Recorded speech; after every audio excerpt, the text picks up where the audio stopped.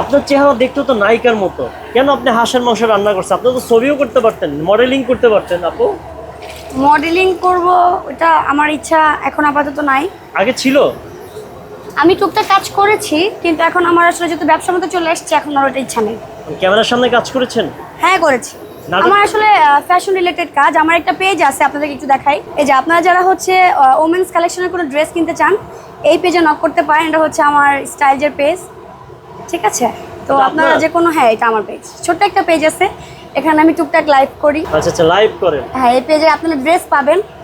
তাছাড়া আমার শ্বশুরবাড়ির পেজও আছে। মানে আপনি হাঁসের মাংস রান্নার পাশাপাশি আবার লাইভও করেন? হ্যাঁ, লাইভও করা হয়। এটা হচ্ছে আমার শ্বশুরবাড়ির পেজ। মানে ড্রেস বিক্রি করেন? যারা আমার পেজ খুঁজে পান না, যে আপু আপনার পেজটা খুঁজে পাচ্ছি না, তাদের উদ্দেশ্যে বলে যে আমার ছোট্ট একটা পেজ শ্বশুরবাড়ির। মিম আক্তার নামে তো একটা পেজ আছে। হ্যাঁ, আরেকটা পেজ আছে, সেটা হচ্ছে আমার পার্সোনাল। এটা হচ্ছে আমার নিজের একটা পেজ। আলহামদুলিল্লাহ আপনাদের সবার ভালোবাসায় ফলোয়ার বাড়তেছে, আপনাদের সবার ভালোবাসা এবং দয়। সো এই পেজগুলোতে যদি আপনারা ফলো করেন, আপনার ড্রেসও কিনতে পারবেন, শ্বশুরবাড়ির খাবারগুলো দেখতে পাবেন, আমাকেও পাবেন। আচ্ছা, এই যে হাঁসের মাংস রান্না করতে করতে আপনি 3টা পেজ চালান, কেমনে এটা? হয়ে যায় ভাইয়া। কাপড়ের পেজটা আমি আসলে কিছুদিন যাবত একটু সময় দিতে পারতেছি না।